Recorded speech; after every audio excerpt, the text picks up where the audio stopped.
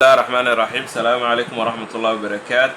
Que la paix et la bénédiction soient sur notre prophète, sallallahu alayhi wa sallam. Merci de me rejoindre dans cette vidéo une autre fois.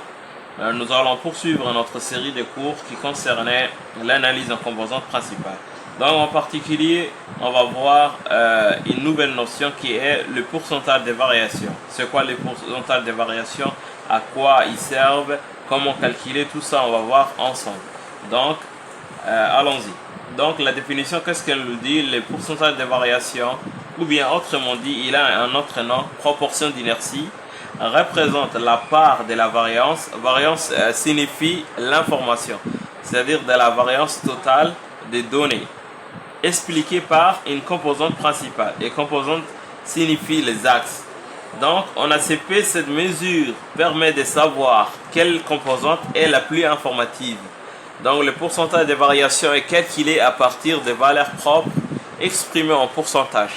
Donc, lorsque les premières composantes expliquent une forte pourcentage de variation totale, il est possible de résumer efficacement les données avec seulement quelques axes. Donc, en gros, le pourcentage de variation, il va nous permettre de savoir quel axe a un pouvoir explicatif plus dominant que les autres axes. Donc l'objectif principal ou bien le but après le pourcentage de variation est de mesurer l'information expliquée par chaque axe. Donc voilà la formule. Pourcentage de la valeur propre 1 est égal à cette valeur propre divisé par somme de l'ensemble des valeurs propres fois 100. Pour exprimer en pourcentage. Donc, quelles sont les étapes? Les étapes pour construire cette formule. Étape 1, reprendre le résultat des valeurs propres. Étape 2, calculer les pourcentages de variations en utilisant cette formule. Et étape 3, interpréter le résultat. Donc, maintenant, on va passer à l'exemple. Donc, on a quoi comme exemple? On a ces fameux exemples.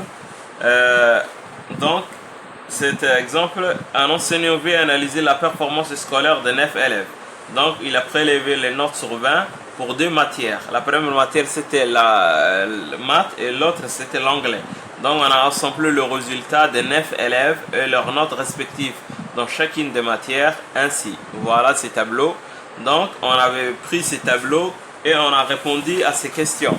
C'est-à-dire, on a centré la matrice des données à partir de ces tableaux. Puis, on a calculé la matrice de variance-covariance et on a calculé les valeurs propres. Puis on a calculé le vecteur propre. Maintenant on est à la quatrième question.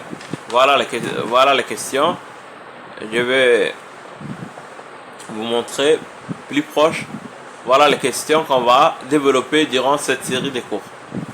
Donc on est à la quatrième question. Déterminer la proportion de variance ou bien les pourcentages de variations expliqués par chaque composante principale. Donc maintenant on va illustrer l'exemple en utilisant ces tableaux et le résultat qu'on a trouvé dans les vidéos précédentes. Allons-y. Donc voilà l'étape 1. Qu'est-ce qu'on nous a demandé? On reprend le résultat de valeur propre. Donc on va reprendre le résultat qu'on a obtenu dans le vidéo précédent. Donc lambda 1 est égal à 14,03 et lambda d 5,07. Donc je vais réécrire chaque lambda sa valeur propre, sa valeur numérique. Donc, lambda d est égal à 5,07 et lambda 1 14,03. Donc maintenant on va passer à l'étape 2. Donc, étape 2, on va appliquer la formule pourcentage de variation pour lambda 1 est égal à 14,03. Donc, je vais vous rappeler la formule. Donc, qu'est-ce qu'elle nous disait? La formule pourcentage de variation de lambda 1 est égal à lambda 1 sur somme de l'ensemble de lambda. Donc ici, je vais écrire la forme générale, plutôt pourcentage de lambda i est égal à lambda i sur somme de lambda i fois 100. Donc maintenant on va préciser le cas particulier.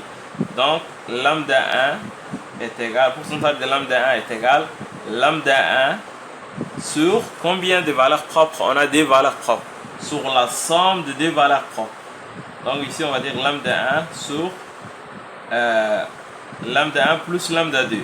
Pourquoi? Parce qu'on a 2. Si on avait 3, on aurait dû écrire au dénominateur ou bien en bas lambda 1, lambda 2, lambda 3. Donc on va multiplier par 100. Donc maintenant on va remplacer chaque lambda par sa valeur numérique. Donc lambda 1 c'est 14,03. Donc on va dire 14,03 sur 14,03 plus 5,07. 5,07 fois 100. Donc ça va nous donner au numérateur toujours 14,03. Au dénominateur, la somme de ces deux là, ça nous donne 19,1. Donc fois 100. Donc pourcentage de variation de lambda 1 est égal à 14,03 sur 19,1 fois 100. Donc d'après la calculatrice, cette fraction est égale à 0,73 fois le 100, ça nous donne 73%. Voilà le résultat pour le pourcentage de variation associé à lambda 1. Maintenant on va faire la même chose pour lambda 2. Allons-y. Donc voilà pourcentage de variation pour lambda 2 qui est égal à 5,07. J'ai repris la formule initiale. Pourcentage de variation de lambda i est égal, c'est même lambda i sur somme de l'ensemble des valeurs propres de lambda fois 100. Donc pour notre cas, c'est la deuxième valeur propre. Pourcentage de variation de lambda 2 est égal lambda 2 au numérateur sur lambda 2 plus lambda 1, puisqu'on avait deux seulement comme valeur propre, fois 100. Donc la valeur propre c'est 5,07 pour lambda 2. Donc on va remplacer par sa valeur numérique. Ça va nous donner au numérateur 5,07 sur 5,07 plus lambda 1 qui était 14,03. Donc fois 100. Ça va nous donner ça, la même chose, 5,07 sur le dénominateur.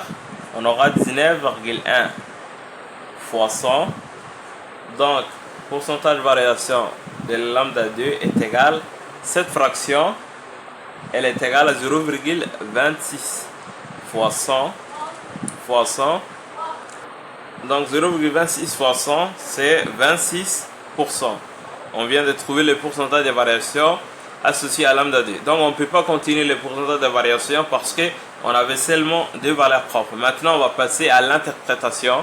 Donc dans l'étape 3, j'ai déjà écrit l'interprétation pour gagner du temps.